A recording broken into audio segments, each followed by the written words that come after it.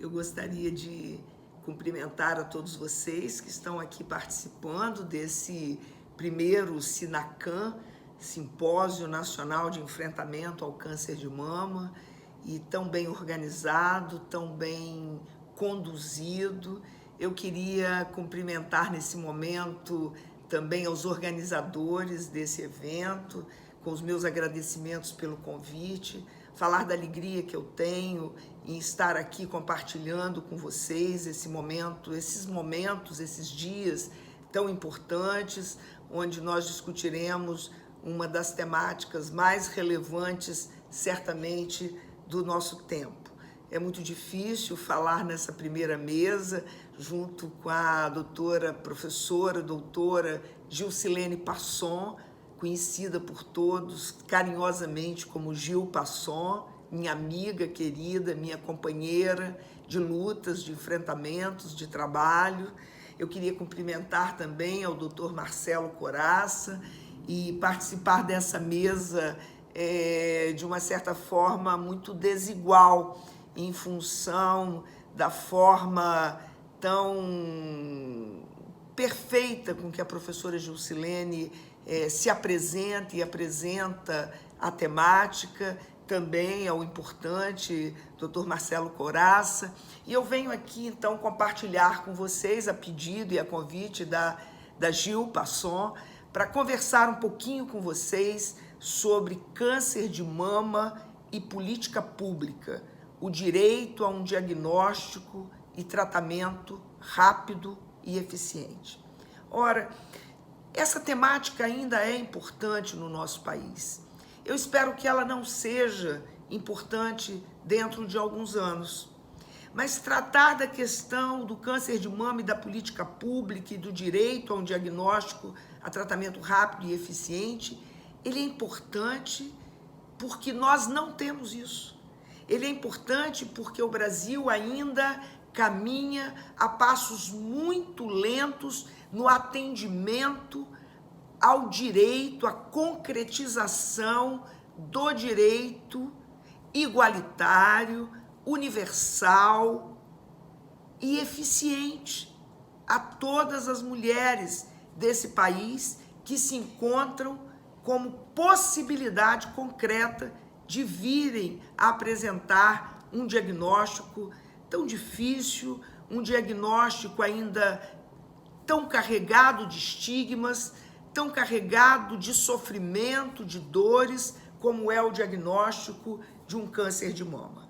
As mulheres que já passaram por isso sabem como ninguém, como um diagnóstico como esse machuca, como um diagnóstico como esse é profundamente solitário, por mais que estejamos cercados das pessoas que nós amamos.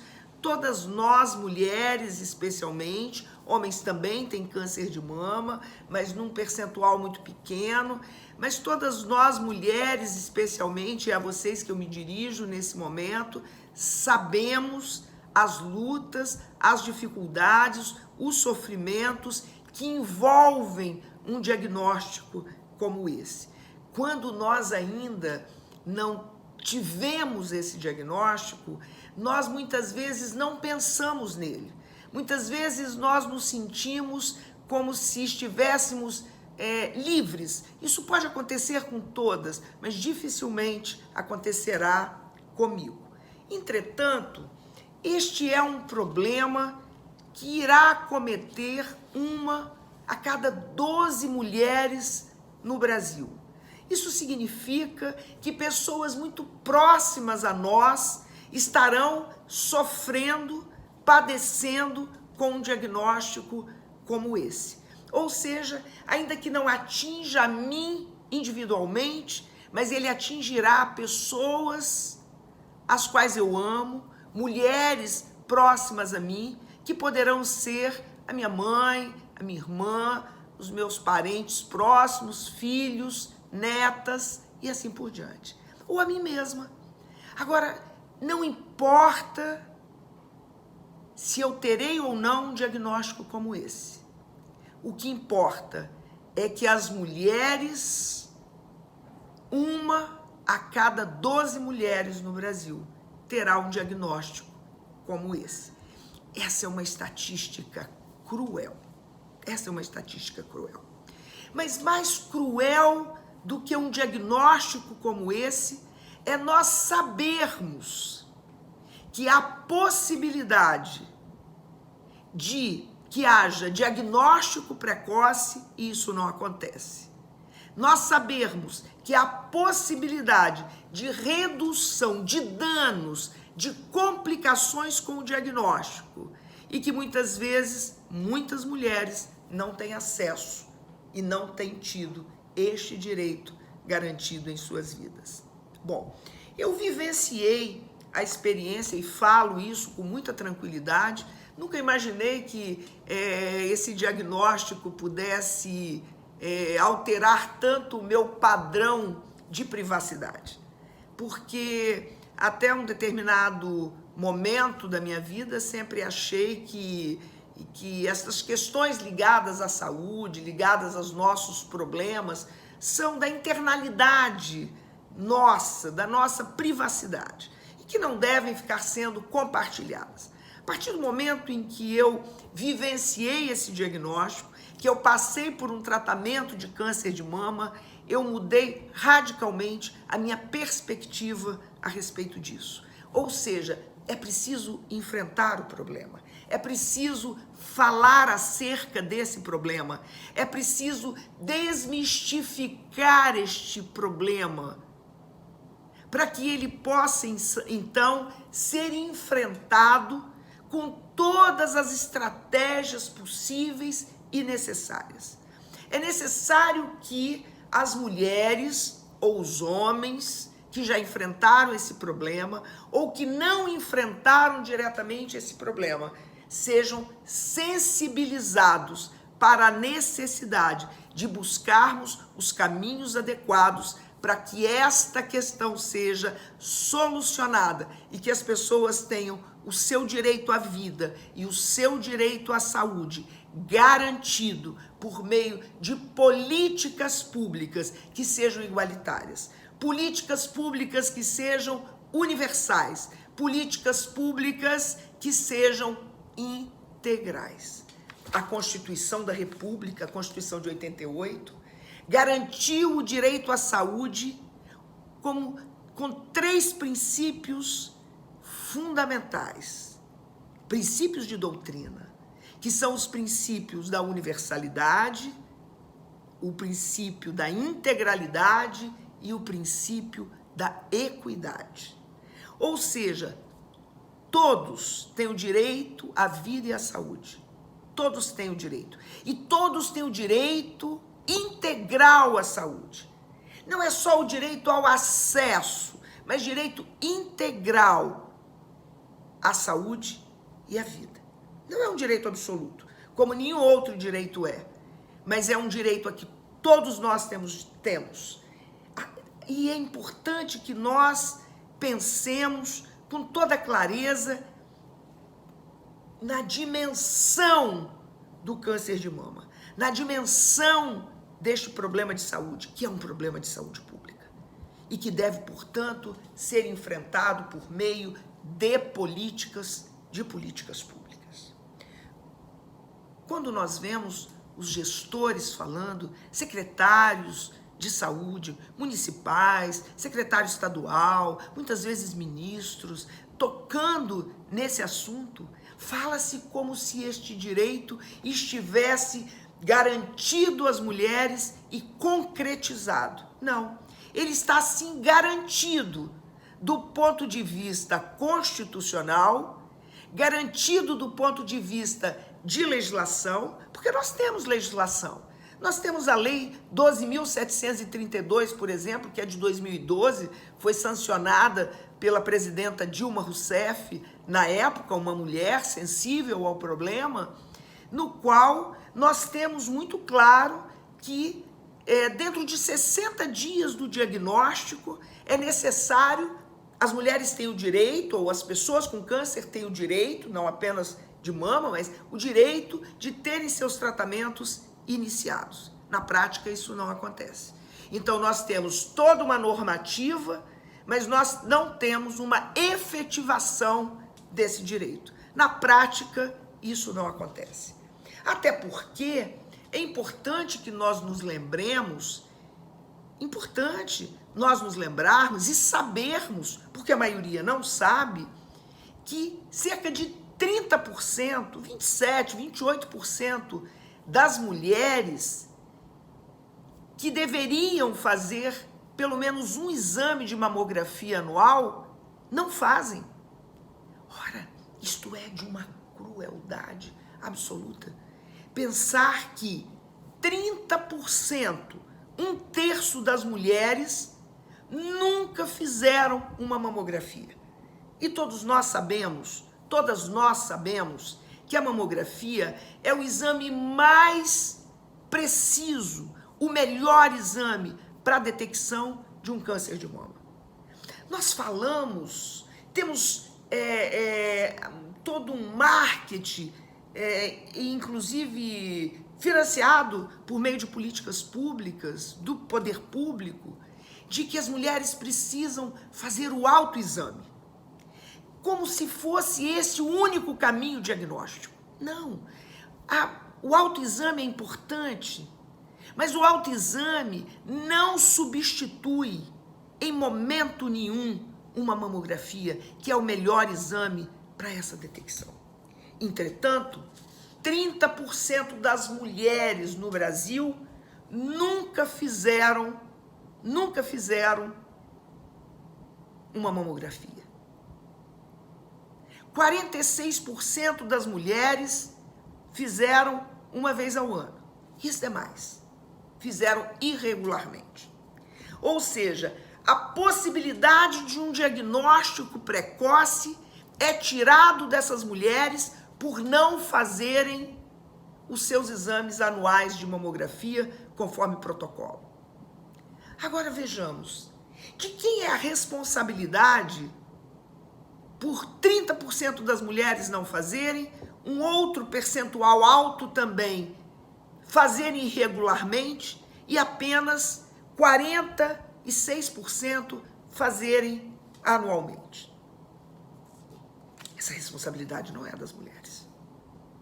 São múltiplas as razões que levam a este número baixo de mamografias realizadas sistematicamente. Nós podemos aqui levantar várias razões. Nós podemos dizer que é por conta de desconhecimento das mulheres, que foram as mulheres que não procuraram fazer esses exames. Nós podemos dizer que é por medo, muitas não fazem, por medo de encontrar alguma coisa. Isso é verdade. Há muito medo com relação a esse diagnóstico, então muitas mulheres, em torno de 54% das mulheres, relatam terem medo de encontrar alguma coisa. E com isso adiam, evitam, deixam de fazer. Muitas não sabem que a mamografia é a forma correta de se detectar, mas a grande dificuldade, no meu entendimento, na minha percepção, é o desconhecimento do seu direito e de como ter acesso a estes exames. Além do desconhecimento, há uma dificuldade enorme para o agendamento da primeira consulta. O tempo é longo entre a preocupação da mulher e a primeira consulta. Uma primeira consulta na qual será pedido um exame que ela demorará 1 mês, 2, 3, 4, 5, até 6 meses para agendar uma mamografia. Ou seja, é tempo demais. Quem tem câncer tem pressa, porque cada semana que nós deixamos de enfrentar este diagnóstico com um tratamento, significa risco ampliado de consequências danosas. Ou seja, de termos metástases, de termos que tirar uma mama que talvez não precisaria ser extirpada, de termos uma qualidade de vida pior. Esta é uma questão de política pública. Nós não temos políticas públicas eficazes, efetivas, que concretizem o direito à saúde universal, integral e igualitário. Se não, vejamos a dificuldade de acesso a uma consulta, a dificuldade de acesso ao exame, o desconhecimento, experiências negativas em exames que foram dolorosos, quando a mamografia não precisa ser dolorosa. Todas essas questões reunidas formam um complexo caldo impeditivo para que as mulheres concretizem o seu direito à saúde e à vida digna, e a vida com qualidade. Agora, vamos pensar, se 66 mil mulheres terão esse diagnóstico somente em 2020, vamos pensar no ano de 2020, a previsão é essa, 66 mil mulheres terão o diagnóstico de câncer de mama só em 2020. Significa que há estatísticas possíveis que permitam aos gestores planejar adequadamente, com políticas públicas de enfrentamento desse problema, para que as mulheres tenham diagnósticos precoces, para que as mulheres tenham acesso ao início do tratamento, não com 60 dias, ou não com 30 dias, nós tivemos revisão dessa legislação com relação a esse prazo, mas nós não conseguimos concretizar o direito nem dos 60 dias. Parcela significativa das mulheres não iniciam seus tratamentos, em torno de 50% das mulheres não iniciam o tratamento depois do diagnóstico antes de 60 dias. A grande maioria vai começar seu tratamento com muito mais de 60 dias, com 90 dias, com 120 dias, com 6 meses depois do diagnóstico. Isso significa que estas mulheres poderão ter desenvolvido, por uma incompetência do poder público, essencialmente uma incompetência do poder público em fazer a gestão dessa questão, poderão desenvolver metástases que não precisariam ter.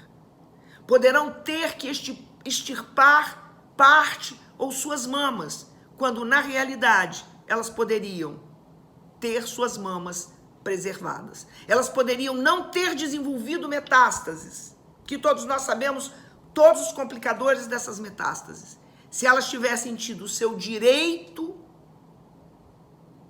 a um diagnóstico precoce, realizado por meio de acesso a consultas, por meio de exames de mamografia dentro dos prazos. Isso parece uma coisa complexa. Quando você conversa, as pessoas dizem, olha, mas isso é muito complicado, o número de mulheres é enorme, são muitos... Não! O Brasil tem capacidade instalada de mamógrafos para que todas as mulheres tenham seus exames realizados anualmente.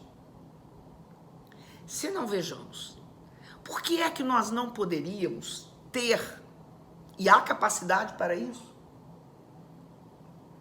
a expertise para isso, a tecnologia para isso, por que é que as mulheres não poderiam, no mês do seu aniversário, ter o direito de terem uma consulta e uma mamografia? Imagina, o poder público poderia planejar isso de uma maneira muito tranquila. Bastaria apenas que tivéssemos dentro de cada município planejado um quantitativo de profissionais, tanto que pudessem fazer o exame, a consulta médica e uma mamografia no mês do aniversário. Isso seria plenamente possível de ser realizado, sem grandes complicações. Nós que somos servidores públicos, por exemplo, no mês do nosso aniversário, temos que ir lá no órgão próprio e no banco fazer o registro de vida no mês do nosso aniversário. Por que não podemos planejar isso para ser realizado com coisas tão simples como uma consulta médica e um exame de mamografia? Um planejamento simples, fácil e que poderia certamente reduzir a gravidade do que nós temos hoje com este problema, que é um problema de saúde pública. 1 em cada 12 mulheres vai ser diagnosticada com câncer de mama. 1 em cada 12. Pessoas que estão no nosso redor, não estão distantes de nós. Agora vejamos, há uma desigualdade profunda, porque as mulheres que têm acesso a planos de saúde conseguem planejar suas vidas.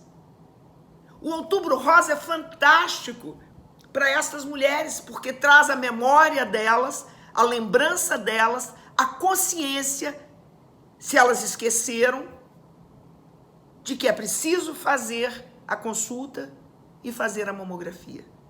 Mas e essas mulheres que são SUS dependentes, que dependem totalmente, integralmente do SUS, que são conscientizadas muitas vezes, sabem que precisam e padecem e sofrem ao saberem a importância de realizar suas consultas, a importância de realizar os seus exames de mamografia e não o fazem porque não encontram junto aos serviços de saúde essa possibilidade.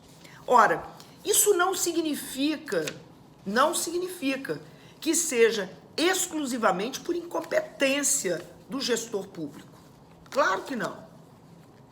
Há também todo um processo de subfinanciamento da saúde pública.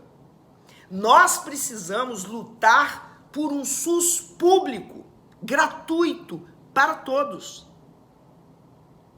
Os recursos investidos na saúde pública no Brasil são baixos, são dos menores que nós encontramos entre os países que têm saúde pública, como a nossa, saúde universal, direito universal à saúde. Nós precisamos não lutar apenas para que tenhamos direitos depois do problema instalado, direito de sacar o FGTS, direito de sacar o PIS/PASEP, auxílio-doença, aposentadoria por invalidez, tratamento fora de domicílio em alguns casos, isenção de imposto de renda, isenção de IPI. Ora, todas essas questões são importantes. Todos esses direitos são importantes e devem ser garantidos. O direito à reconstrução de sua mama, pago pelo plano de saúde, responsabilidade também do poder público. Ou seja, importantíssimo que as mulheres tenham o direito a reconstruir suas mamas no próprio ato cirúrgico, se isso for o mais indicado. O STF já definiu essa questão.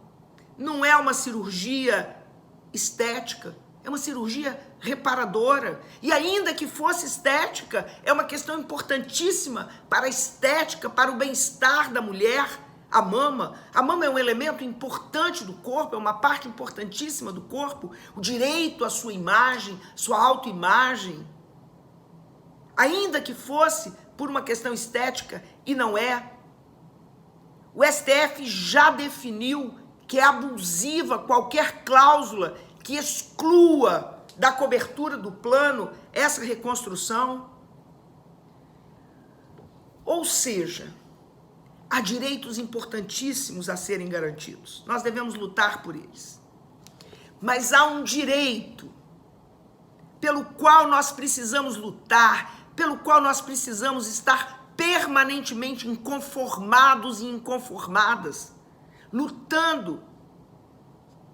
Nada nos é dado de graça, todo direito é fruto de luta. O Estado não cede direito, os planos não cedem direito.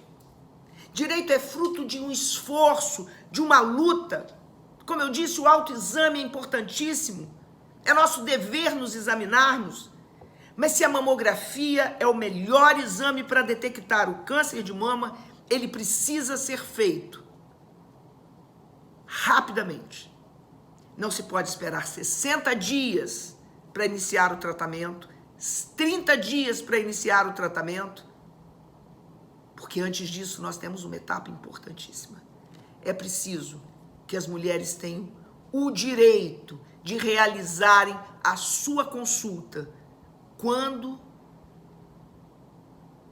perceberem que isso é necessário, e pelo menos uma vez ao ano, num período regular, sistemático, para que elas possam fazer um controle da sua saúde, um controle adequado da sua saúde.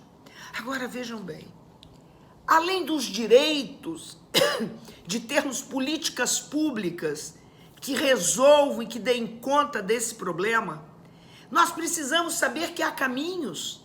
A defensoria pública, as defensorias públicas, são instituições importantíssimas que nós podemos procurar, aquelas que têm dificuldade para uma consulta, dificuldade para a realização de um exame. Eu fiz um levantamento junto à Defensoria Pública do meu estado. Praticamente as mulheres não procuram para isso. As defensorias são procuradas para N questões ligadas a medicamentos, para N pleitos ligados à saúde. A judicialização da saúde é um fenômeno poderosíssimo no nosso país. E as mulheres não têm procurado as defensorias para verem garantido o seu direito de uma consulta médica e de uma mamografia no tempo, para que elas possam ser certamente diagnosticadas e não correrem o risco de verem a sua qualidade de vida, a sua própria vida e a sua saúde sendo comprometida por não eficiência de um direito que lhes está garantido. Mas eu gostaria ainda, pensando na questão do direito ao diagnóstico precoce, do direito ao tratamento precoce, eu queria dizer que nós também precisamos lutar por um direito de termos a prevenção do câncer. E a prevenção do câncer não é simplesmente o diagnóstico precoce do câncer. É preciso que nós do direito lutemos, e nós da sociedade civil lutemos também para conhecermos, para evitarmos e para nos indispormos e para termos políticas públicas que sejam políticas que brequem estas condições que são fundamentais para o aparecimento do câncer. Porque o câncer, como uma questão genética, isso os médicos falarão muito melhor do que eu, os cânceres que são familiares é um percentual muito baixo. Muito baixo. A maior parte do câncer está ligada às condições ambientais, ao estilo de vida e às condições ambientais. Não é apenas estilo de vida, porque as pessoas obesas têm mais câncer de mama, as mulheres obesas têm mais câncer de mama. Isso é jogar em cima das mulheres a responsabilidade. Há de haver políticas públicas que controlem os alimentos industrializados, que controlem o teor de sódio nos alimentos. Há de haver uma política pública que não seja de medicalização da vida. Todos nós sabemos a quantidade de medicamentos às quais nós somos submetidos, elas também são fatores que ajudam a potencializar o surgimento do câncer. Há muitos fatores de risco. A riqueza, cidades mais ricas têm mais câncer. E nós precisamos nos questionar sobre isso. Nós precisamos nos questionar. As cidades, por exemplo, com alto índice de poluição, esta poluição também é cancerígena. Nós, em um estudo em 2016, em Hong Kong, indicou-se que um aumento de 80% no risco de morte por câncer de mama a cada 10 microgramas de poluição de material particulado fino no ar.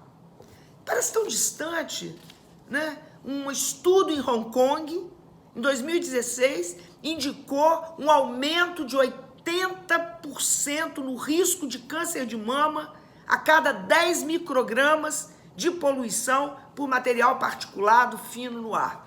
Cidades no Brasil, onde nós temos a cidade de Vitória, por exemplo, no Espírito Santo, é um exemplo clássico, onde uma grande empresa, onde grandes empresas lançam materiais particulados no ar, chegando a ter pó preto, conhecido como pó preto, a cidade do pó preto, e elas causam problemas respiratórios, mas elas causam também problemas de câncer de mama. Ou seja, estas indústrias, essas empresas continuam porque justifica-se que elas geram emprego, geram riqueza, mas elas geram morte, elas geram doença e elas têm um altíssimo custo também para o poder público, para o Estado, que é preciso que nós questionemos se vale a pena. Nós comemos uma quantidade enorme de alimentos processados pelo estilo de vida que levamos, o estresse violento, o estresse de não conseguirmos acesso à saúde, o estresse da educação, o estresse do trabalho, o estresse do trânsito. Todos esses elementos são potencializadores do aparecimento do câncer de mama.